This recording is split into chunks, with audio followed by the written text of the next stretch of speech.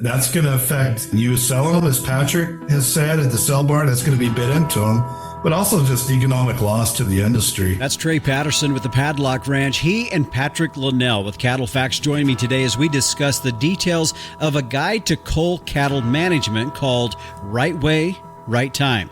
Now, our initial discussion begins with looking at practices that lead to a general loss to our overall industry financially and with the consumer. If we're not standing behind ethically what we say we're doing, it just leads to more and more regulation. So beyond being proactive in our physical management of these cull animals, how do we maximize their marketing potential? The cull cow market is about as predictable and consistent of a seasonal pattern as you'll find in any market. It's all in the title when it comes to Cull Cattle Management.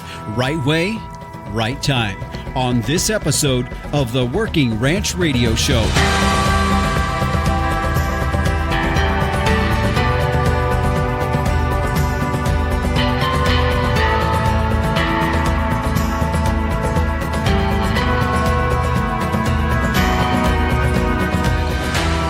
And we welcome you to the Working Ranch Radio Show. I'm Justin Mills, your host. Thanks for joining us on our program. By the way, if this is your first time listening to our program, first of all, thanks for joining us, and we hope you enjoy it. And if you do hear something, you want to go back and listen to it again, you can go to our podcast site at workingranchradio.com. Now, I also point that out, too, because we have a lot of great episodes that have happened over the last 2 to 3 years. I'm trying to think how long I've been doing this, and it's been a few years now, and a lot of those shows do have are shows that have applicability at any point in the year, any time of the year. And I encourage you to go back and listen to it, kind of a encyclopedia of resources, so to speak, on the internet, that you can go back and listen to shows that address different topics. And I encourage you to go back and take a listen to that. You can also catch our show on any major or minor podcast platform out there as well. And do us a favor, too. If you hear a show, you like it, give us a thumbs up or a comment out there. That's always helpful, not only to us, but it's also helpful to other people that might be flipping through and they see comments or thumbs up or maybe a thumbs down on the show. It's helpful for folks listening. They can go back and get some of those shows that have seemed to draw a lot of attention. So that's kind of the plug for our show here, but let's get to our topic here at hand. Just a quick side note before we do that, though, is be sure to listen through the show as well as the captain, Tim O'Byrne, editor of Working Ranch Magazine, will be in for this week's edition of Tim's 2 Cents. And of course, meteorologist Don Day will also be stopping in with a look at our long-term weather. So as we look at our subject at hand, as you heard there in the opening, we are having as our guest here today, Trey Patterson, President and CEO of the Padlock Ranch, as well as Patrick Linnell, Director of Market Research for CattleFax, joining us as guests. Guys, thanks for joining us here today on the Working Ranch Radio Show. Very glad to be here. Thanks, Justin. Happy to be here. Well, as we dive into our subject here today, we're looking at something that was released out to producers called The Right Way, Right Time, a guide to cull cattle management.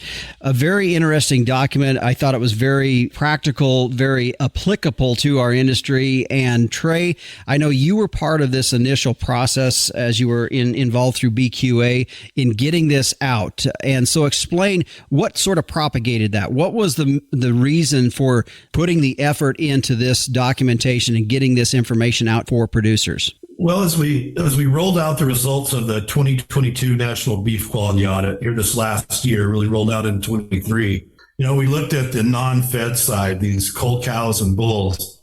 And one of the things that stood out is, man, we've made a lot of good progress in the industry, but there's still some things that we need to pay attention to, that we need to work on. And this was really put together as a brainstorming between Beef Quality Assurance Program and the staff there with National Cattlemen's Beef Association, and then a working group that was comprised of producers, veterinarians, academic folks, and then partnering with CattleFax and Patrick to highlight how important these cull cows and bulls are for us to focus on in our industry. Mm-hmm.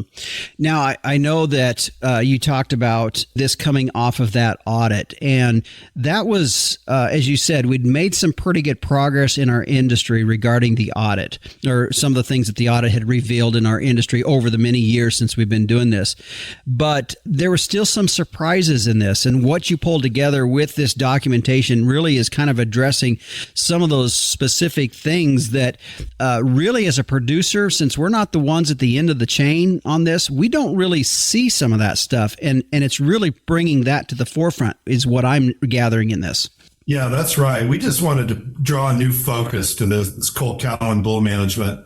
I think sometimes in our industry, cull cows and bulls can somewhat be a bit of an afterthought. They're like an old used car that doesn't have a very good trade-in value for many people. And we're sitting there looking at this saying, really, they're not. These are animals, they're living beings. They need to be treated right. We're concerned about them from a care standpoint. So that's one part of it. The other part is that they contribute significantly to our beef supply.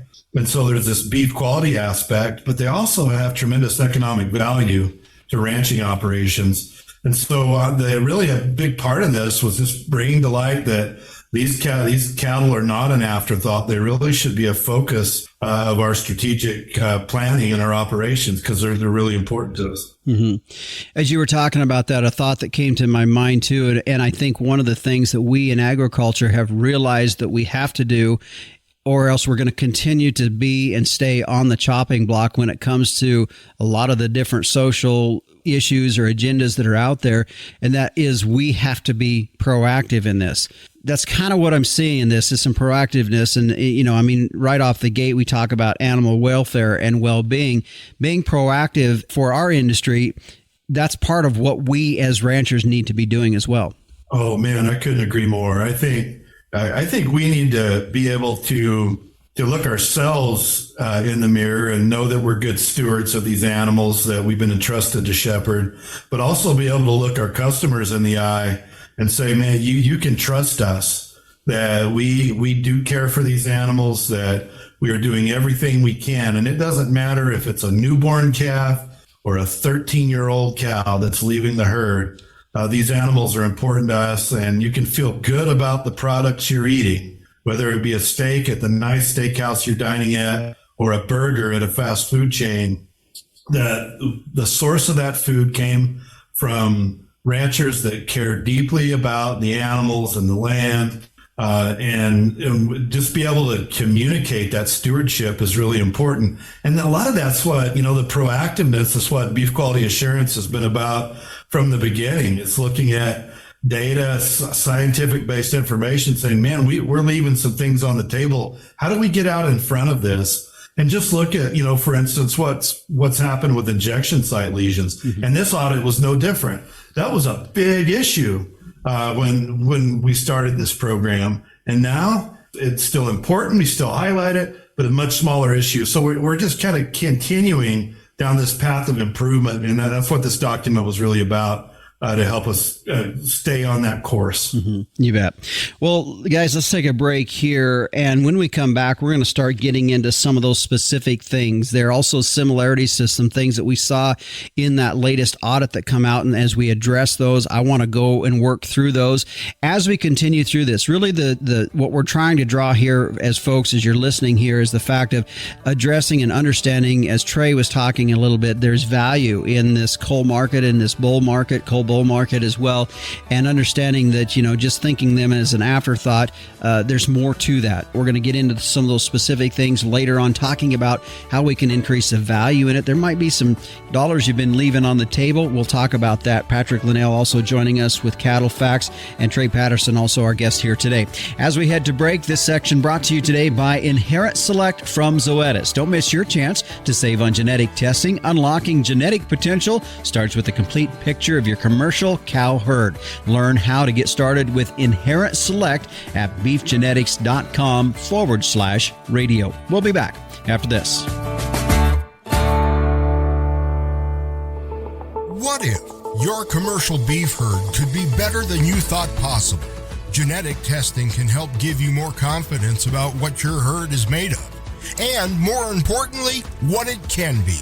Inherit Select from Zoetis provides data-driven genetic insights to help you make more informed selection, breeding, and culling decisions about your cows and heifers. The journey from genetic potential to reality begins with Inherit Select. Ask a genetics rep how to save on testing with our whole herd promotion. Go to beefgenetics.com/radio. Welcome back to the Working Ranch Radio Show. I'm Justin Mills as we continue on now with our guest today, Trey Patterson with the Padlock Ranch, Patrick Linnell with CattleFax, and we are talking about a guide to cull management called Right Way, Right Time. It was published by the National Cattlemen's Beef Association and CattleFax, put together through the BQA. A lot of this information that come out of addressing the BQA audit, the last BQA audit in this. And as we were talking with Trey in the first segment, giving us a little history as far as where this came from, why this has been put together for us as ranchers.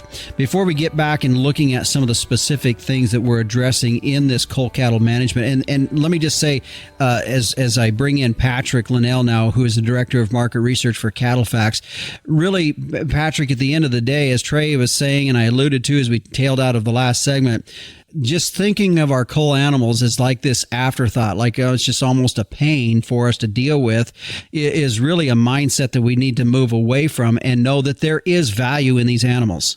Oh, absolutely. I couldn't agree more. And our work on this project, work and contributing to the Right Way, Right Time guide here, and other research certainly supports that. And a lot of, the number that kind of continually pops up is that cull cows contribute about 20% of revenue to the cow-calf operation. And so simply thinking about that, in theory, cull cow marketing then deserves about 20% of the marketing attention.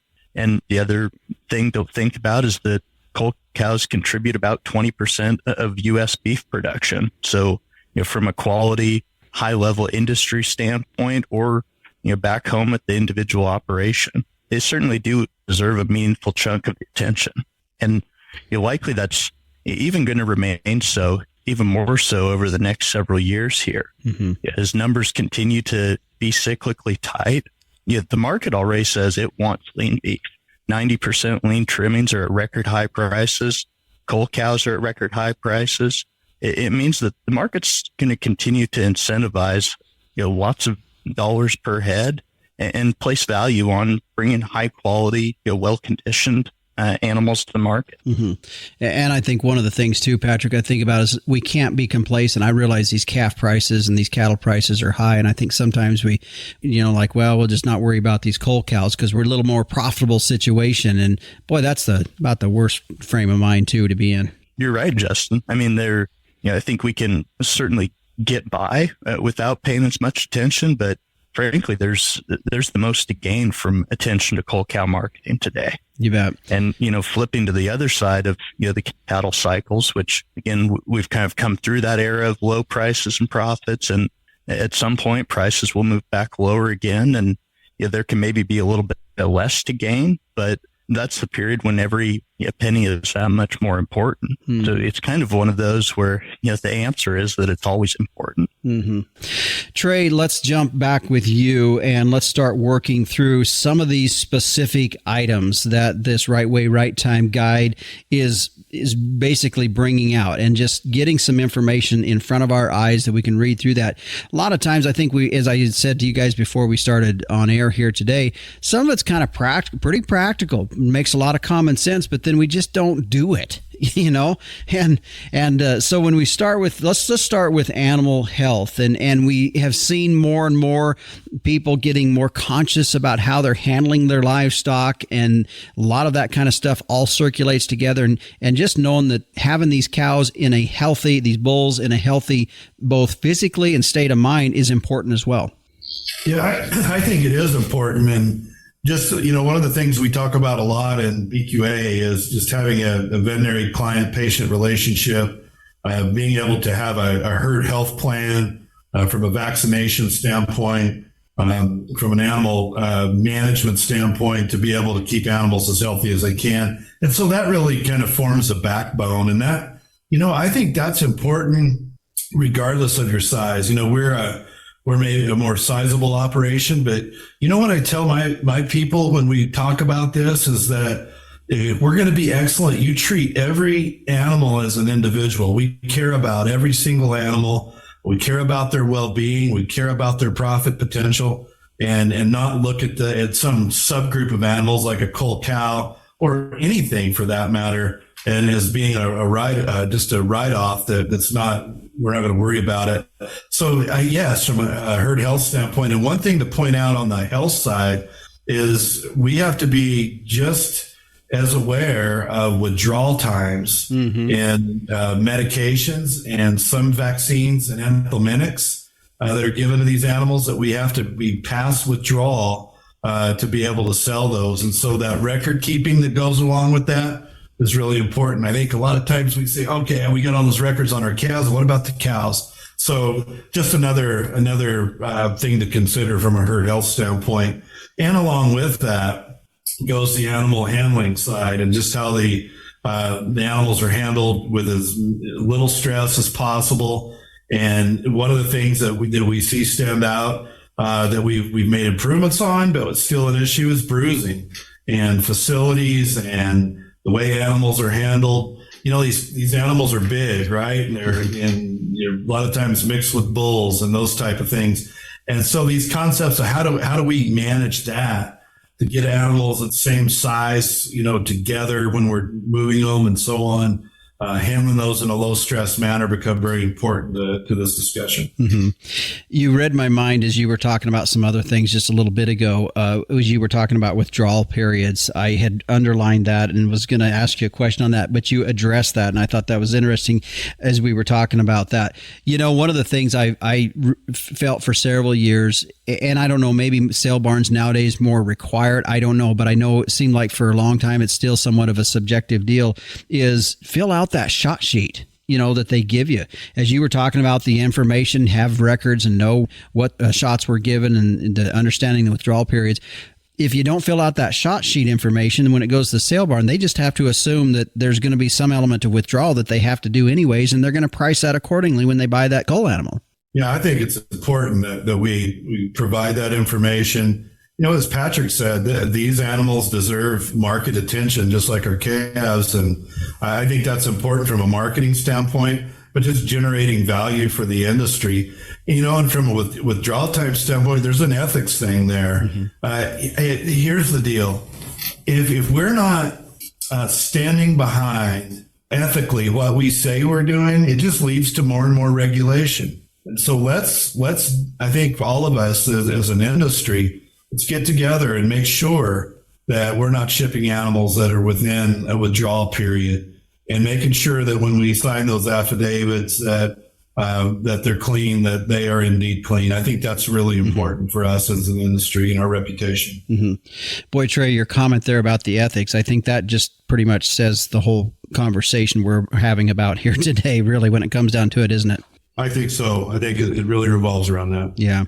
Let's get into the next element, and that is transportation. This has definitely been something that's probably come more to light here in the last BQA audit and the last few, as well as just looking at this transportation and realizing how you need to be handling that part of handling these cull animals.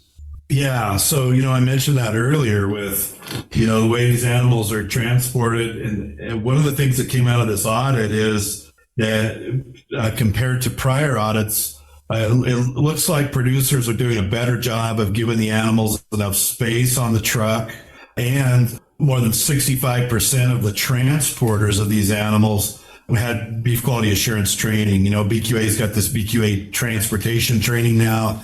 I think that's really positive. We're moving in the right direction with that. There's still some animals, from this audit that were on a truck for 24 hours. Surprisingly, that's better than some data that we've seen in the past. And so it's not that on any of this that we've arrived, but I think that the transportation is a big deal. And with that kind of background, I think one thing that we really focus on in this right way, right time document is making sure the animals are fit for transport. Mm-hmm. Meaning, can they make the journey from where they're starting to where they're going to end up? And We can elaborate on that more if you want, but I think that is a really important concept to understand with this. Yeah. Well, guys, let's take a break here and let's get into that, Trey, when we come back. Let's talk a little bit more about that fitness for transport and explain a little bit more about that and what that means. I mean, I think to other people, I think they'd say, well, yeah, we know if they're not ambulatory, they can't go, but it's more than that. It's more than just that they can't get on the truck or the trailer. It's more than that. And we're going to talk about that. My guest today joining us here on the program, Trey Patterson, President and CEO of the Padlock Ranch, Patrick Linnell, Director of Market Research for CattleFax. We're going to continue on as we're talking about the right way, right time guide to Cull Cattle Management when we come back here on the Working Ranch Radio Show. Capitalize on crossbreeding with Geld V and Balancer bulls. Raise replacement females with added fertility, increased longevity, and greater productivity. Geld V and Balancer influenced females wean more pounds of calf per cow exposed. In the feed yard, Balancer influenced cattle offer increased performance, improved feed efficiency, and have excellent carcass merit. Balancers add the pounds, make the grade, and deliver the value. Make your crossbreeding count with Geld V and Balancer genetics. Welcome back to the Working Ranch Radio Show. My guest today, Trey Patterson of the Padlock Ranch, Patrick Linnell with CattleFax, as we are talking about the right way, right time, a guide to Cull Cattle Management. And by the way, we'll make sure we put in our show notes here that link that you can get to that. If you go to our podcast website at workingranchradio.com, we'll put in there the show notes. And then at the end, we'll also give you the details of where you can go online to find that information as well. Trey, when we wrapped up the last segment, we were talking about transportation, something that really has come to light in the last few BQA audits, but it's something that we address here. You were talking specifically in the last one, transportation and making sure that these animals are not bruised and understanding, giving them the adequate space. The other side of that transportation, then, are they beyond just not can they get on the truck or the trailer, but other things that we might be dealing with there when it comes to fitness for transportation? So expand on that just a little bit more.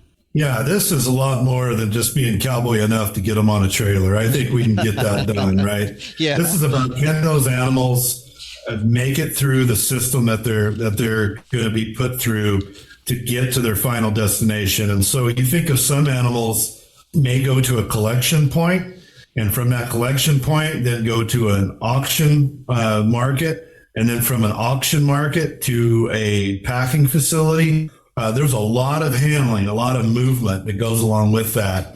And so, just to kind of put this in layman's terms and the way we look at it is we want to think about, can the animals make that journey safely? Are they in good enough condition? Do they have enough energy? Do they have enough mobility that they can stand that truck ride? And so when let's say we're getting ready to ship a set of cull cows, and you go to gather those cows into your shipping pen, if you've got cattle that are lagging behind, that aren't keeping up with the others, they have an impaired mobility score. You've got some always these old cows that may be a little bit stiff, but they're keeping up all right. We would call that a mobility score 2. A 1 would be they're just normal. But boy, if they get into a mobility score 3, they're having trouble. You really have to inspect those animals and make sure they're going to be fit. And you've got some that may be what we would classify as a mobility score 4. And those are the ones that keep laying down. Those of you that have worked with cull cows, and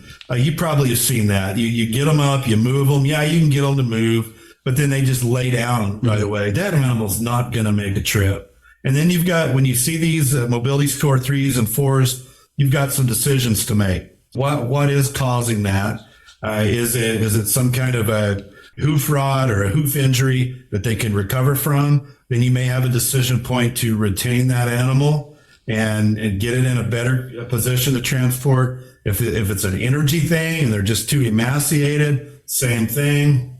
But if they're not going to recover, then you start talking about, man, maybe as bad as we hate to, maybe it's time to either, if we've got a local packing facility that can handle those animals, we put them in the trailer and in 15, 20 minutes, they could be in a knock box. Mm-hmm. That's a potential consideration. And I'm kind of maybe getting ahead of myself, if they're safe to enter the beef supply chain. We've got to think about this beef quality side of it too, and our reputation in the industry.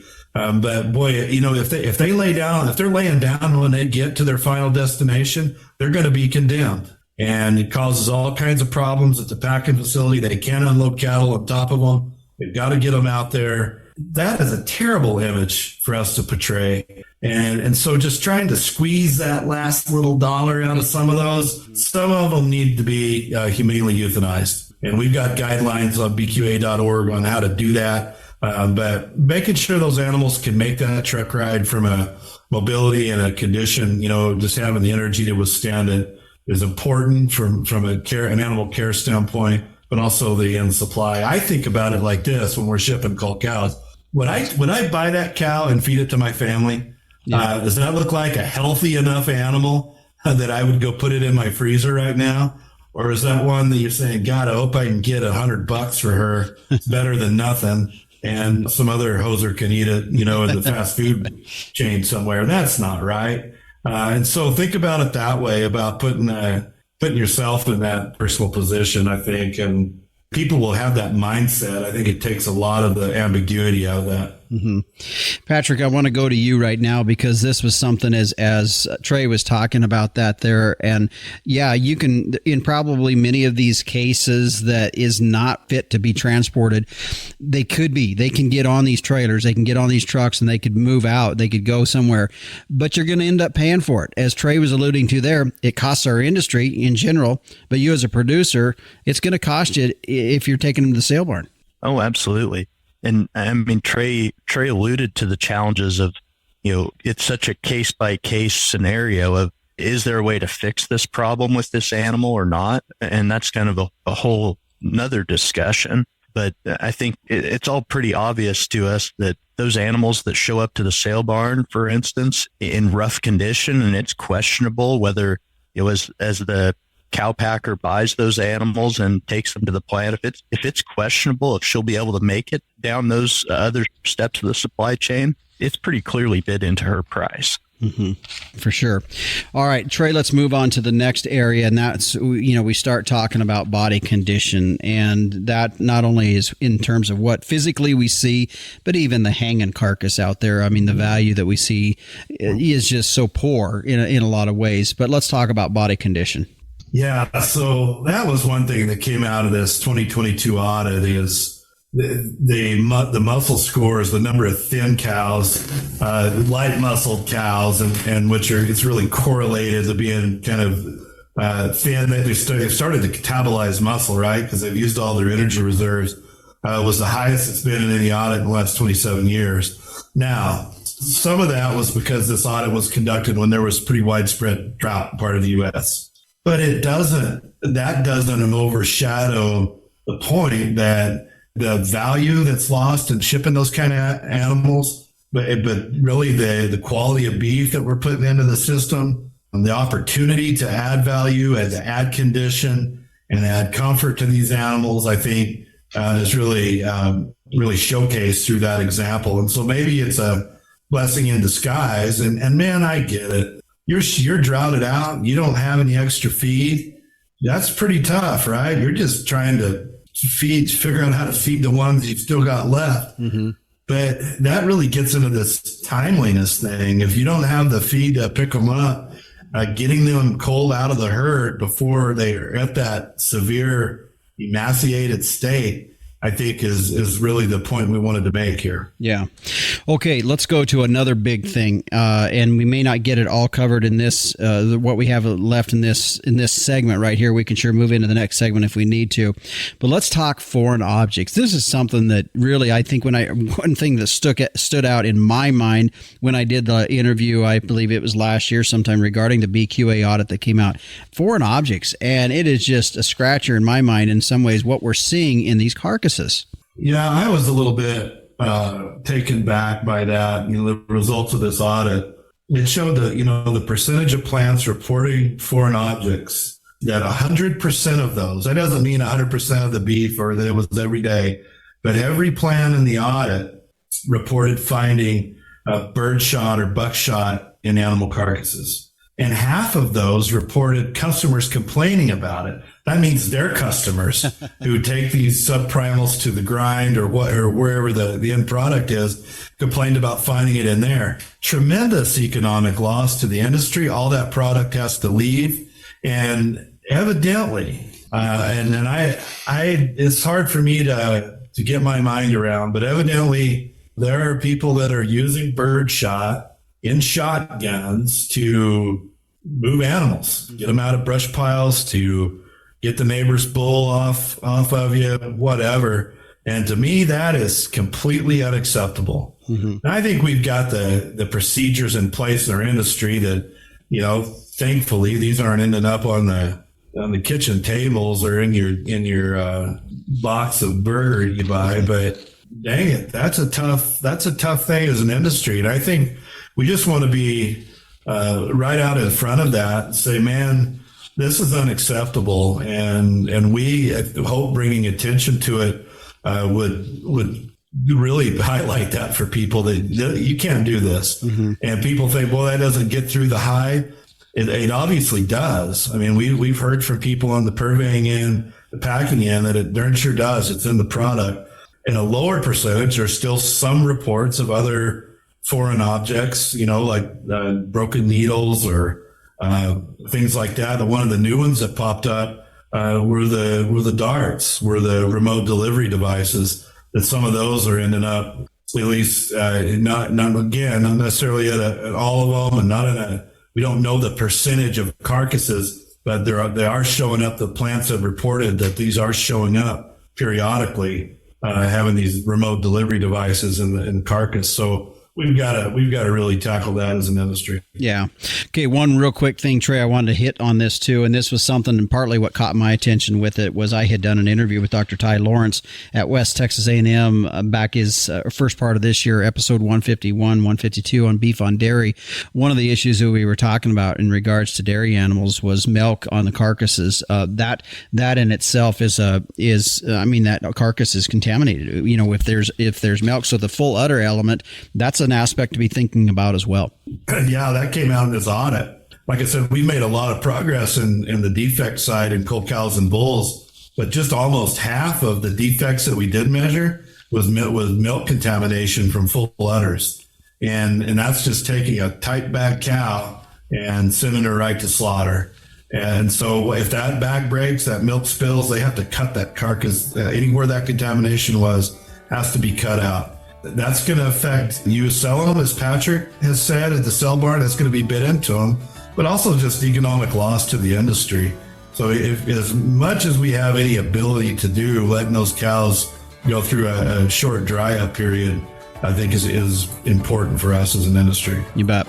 Okay, let's take a break here, guys. My guest today, Trey Patterson, Patrick Linnell. Trey is with the Padlock Ranch, and Patrick Linnell is with CattleFax. And when we come back, we're going to start talking the economics of it. Patrick has a lot to share with us regarding the economic side of this when we look at this Cull Cattle Management and how that applies to us as ranchers. So stick with us. We'll be back here on the Working Ranch Radio Show after this.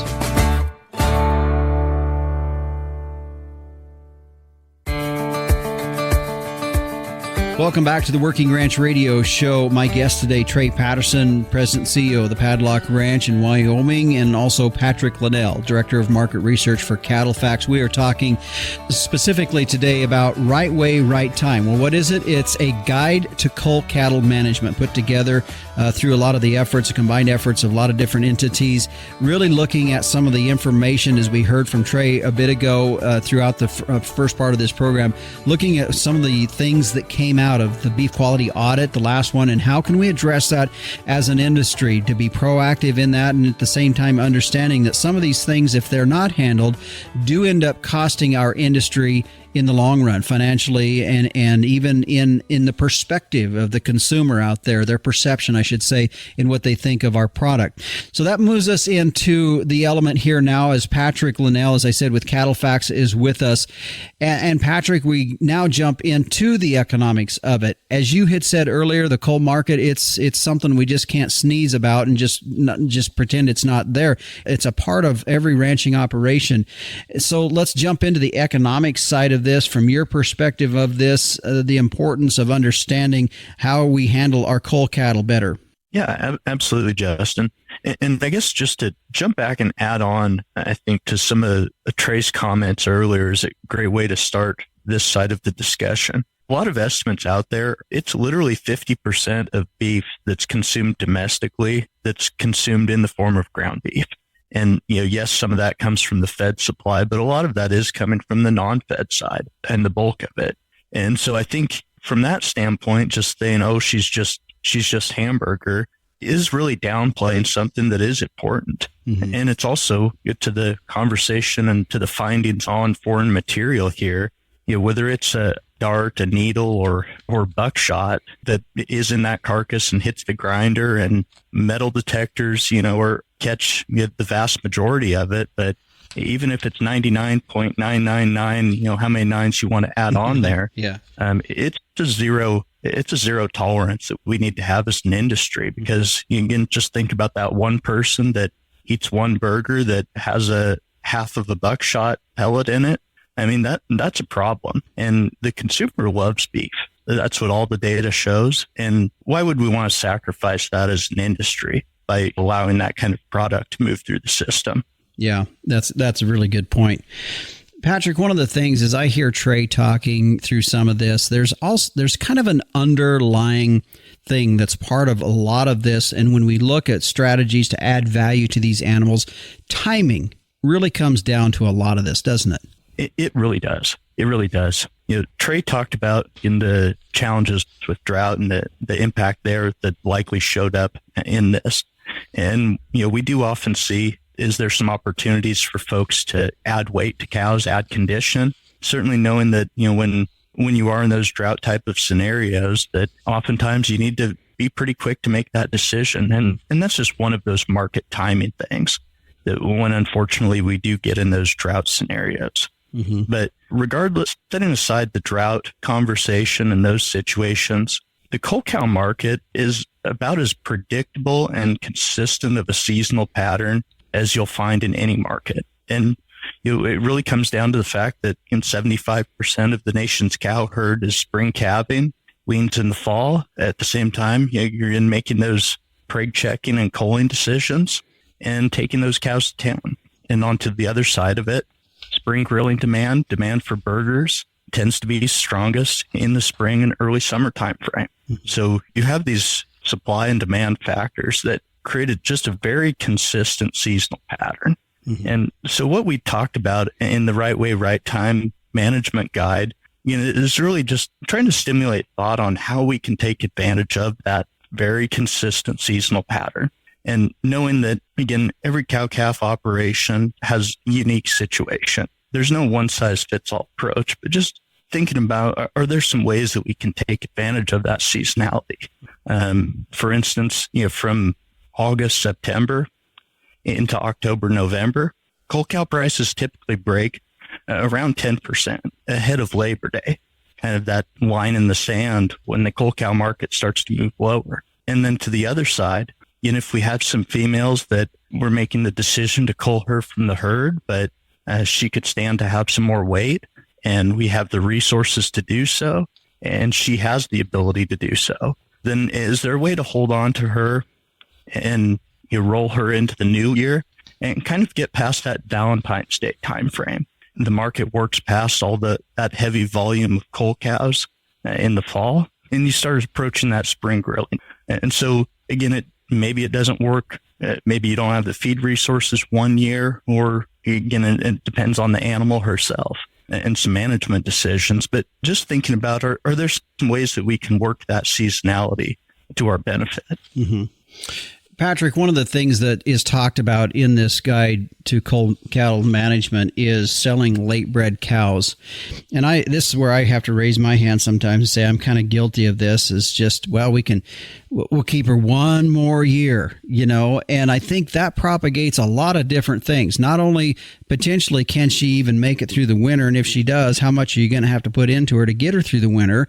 And then, there's a little bit of maybe being greedy in some of that, but there's some real opportunity pulling these having a good cull in the fall, selling these late bred cows in the fall rather than trying to just get one more calf out of her. Oh, yeah. Yeah, exactly. And I mean, there is always that temptation. And the important thing to keep in mind is that we don't ever want to be selling the problem to somebody else. But at the same time, if for whatever reason she just doesn't fit our program anymore, but she's still a cow that has some value as a member of the breeding herd, can we consider marketing her as a late bred cow? And if she falls out of our calving window and what you're trying to manage around, it has a high probability over time that, again, selling her as a late bred female tends to bring more value than her value, just her residual value as a cull cow. Mm-hmm. Patrick, as you and I talked a little bit ago, right now the market is really good for us as ranchers. We definitely liking to see what we are seeing in the calf market, in the cull market. I mean, it's crazy. I'm seeing some of these cull bull sales prices about where bull sales prices are at, and it's just kind of crazy. But at the same time, what are your concerns? Do you have any concerns with as this market is moving high and how we are handling our cull cattle? I think Trey expanded on a lot of the findings of the audit. And I guess the thing that I would suggest that, or I really emphasize that folks keep in mind that as we have this market at just these kind of levels where in some cull cows bringing over $2,000 per head, again, that just justifies spending some time and investment in her and making sure that we are giving attention to her value. Again, we should always be doing that from an ethical standpoint and from an animal husbandry, animal welfare standpoint. But from a financial standpoint, there's a lot of value at risk here or value to be gained. So just making sure that, again, if that animal starts heading downhill, if we can identify that early and take her down the supply chain before she starts falling off. Again, just making sure that we don't have to get into that situation of on-farm euthanasia where the salvage value is exactly zero. Mm-hmm. Or to the other side of it, if we can identify that, hey, we can add some more flesh back to her to give her the energy and the flesh to be able to make it through the supply chain, then let's do that. Or again, address some health issues. Again, just making sure that we are able to take her through the supply chain and she's fit to do so. It has a tremendous amount of value, and it's just something that folks need to make sure to focus on over the next few years, because the market will continue to be a good run for the cow-calf producer. But I think focusing on some cull cow management as well is just one way to really capitalize on the upside while we do have this strong market. You bet. Well, just one more question, Trey. I'll let you have some final comments as we tail out of looking at this today. A document that has a lot of great information in it for producers. Just read through this. Be familiar with it. I think some of it, if you've done some BQA training, it's going to make a lot of sense. And if you haven't, there's just some things, as I had alluded to earlier when we started talking with Patrick, is just the fact that let's be proactive. This is so we can kind of keep our costs together and within our own industry. And as we head out here, some final comments from you regarding this guide to cull cattle management. Yeah, I would make one real quick comment here, kind of supporting what Patrick's talking about. And it's a metric that we track in our business. And we look at a metric that is in the numerator, the value received for cull cows, over in the denominator what it cost us to put a replacement cow in the herd, whether that be a replacement heifer or replacement cow. And we feel if we can keep that ratio at 1-to-1 or greater, it's a leading indicator of our ability to manage depreciation in our herd, because we're getting as much out of the cows leaving or more than the cows that we're replacing them with. And so just to reiterate that, but kind of overall, this is just a real common sense guide to the way we represent our industry, the way we represent our beef supplies, being good stewards of the cattle and being good stewards of our finances on the ranch. And I think it really ties all that together, and would encourage people to get this document online and get a read through it. Yeah. I think you'll find it very interesting. You bet. Well, Trey, Patrick, thanks for joining us here today on the Working Ranch Radio Show. My pleasure. Thanks, Justin. Appreciate it. You bet. And again, my guest today, Dr. Trey Patterson, President and CEO of the Padlock Ranch, also has been chairman of the advisory committee or group for the beef quality assurance. In addition, our guest today, Patrick Linnell, Director of Market Research for CattleFax. And I really think from a perspective of looking at this, you might look at this overall and say, well, really, what does it mean to us as, for me as a rancher? What does it matter what I do with my cull animals? And I think if each of us in the ranching industry take that mindset, I think over time, this is some of the things that were brought out in the beef quality audit come out that we see. And this is a way to address some of those kinds of things. And I really think that as we look at our own ranching operations from a business perspective, there's some things that we can pull out of that and realize, are we really doing the best with what we have? Are we being good stewards of what we have? Just a quick tidbit, and I wanted to share this real quick amongst a lot of the other good information we had in there. Something that I wrote down here, and Trey had mentioned this in regards to putting maybe a benchmark in regards to your herd value and managing some depreciation. He said they put an equation together is the value of your cull cow equal to and or greater than the cost that you're having to do to develop and have put replacements in your herd. And 1-to-1, of course, is good if the value of those cull cows are actually higher than the cost of replacements, then you're doing really good. And that was just something I caught. I wanted to bring that back one more time because I know for a lot of us, as we look at this from a business perspective, sometimes we like to have those benchmarks. That's something you can put in. Value of cull cow over the cost of replacement as something you can be looking at as well.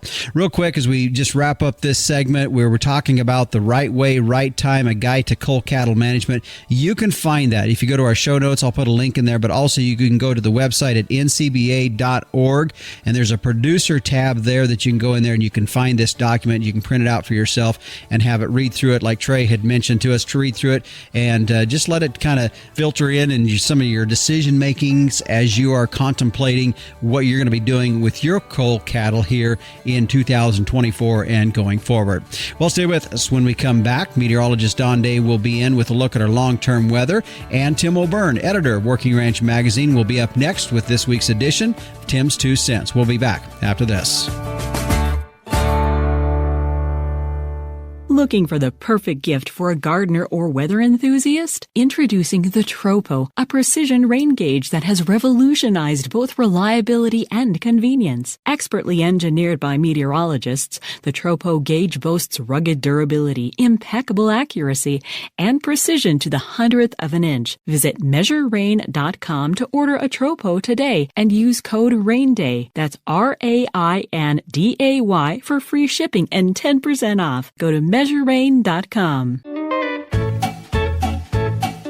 Hey, Justin. Hey, everybody out there in Working Ranch Radio Land. Justin, last episode was fantastic. Your guest was Dr. Mike Apley, Kansas State University. I followed Dr. Apley for many years. He has made a great contribution to the industry over time. And you talked about antibiotic resistance of medically important drugs. Folks, go back and listen to that. It was a great episode. I learned a lot. I wanted to do a follow-up clarification on that. Maybe Dr. Apley would chime in.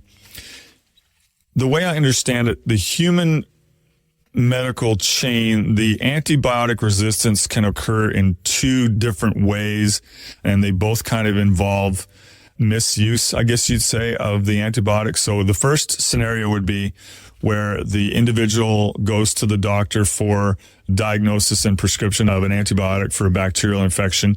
And maybe the prescription is a 10-day course. And after 3 or 4 days, the patient starts to feel pretty good and they just discontinue using it.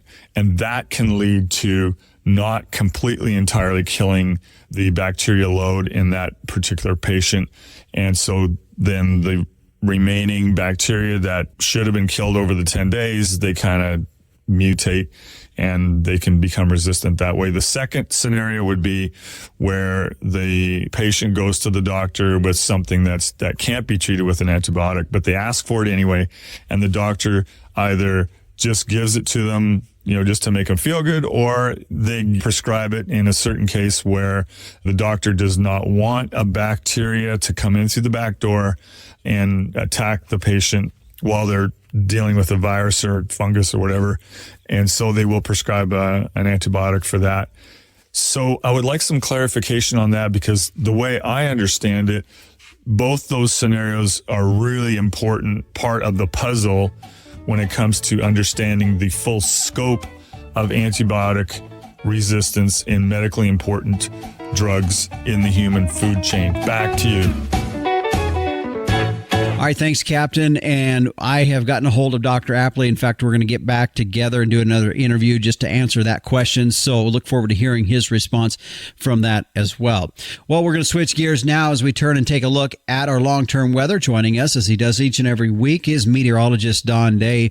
And Don, as we are moving past this weekend and on into, and not too far from looking out into the month of May, you kind of have a feeling that maybe we're past those real frigid temperatures for 2024, for the spring of 2024. Well, let's hope so. I mean, we are looking at and have over the last 5 to 7 days some pretty chilly temperatures in some parts of the U.S. They just have gone through a big cold spell across parts of the Great Lakes in the northeastern United States, and some colder weather has been found across the northern plains. Even a little bit of snow has gotten all the way down here recently to Interstate 70. But we are going to see a large-scale warm-up that's going to go west to east across the nation next week. It'll start in the west and expand as we go into the Midwest and Corn Belt and Great Lakes by the middle to the end of next week. So folks are going to get back into some springtime weather again. And when you start looking at the calendar, well, we're going to be into May here before you know it. I know.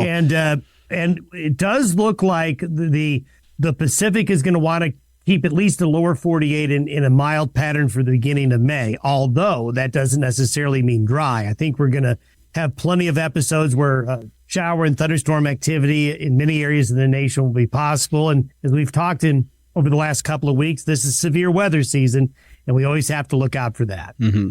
You know, looking at the latest U.S. Drought Monitor map, even though we have seen some moisture move across parts of the country, I was surprised actually at just how much areas on that map are still showing some dryness.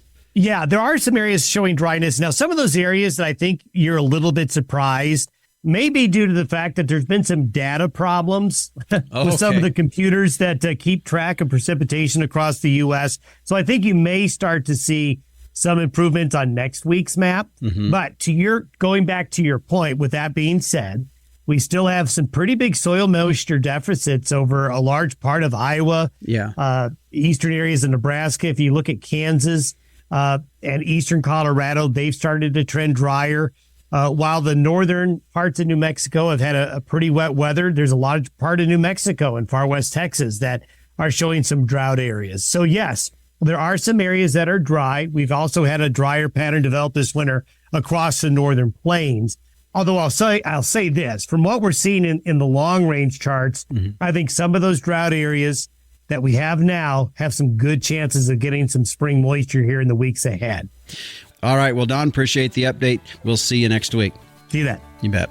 And you can find meteorologist Don Day each and every morning through his daily video podcast at dayweather.com. Stick around. We'll talk about what's in store for next week's edition of the Working Ranch Radio Show after this.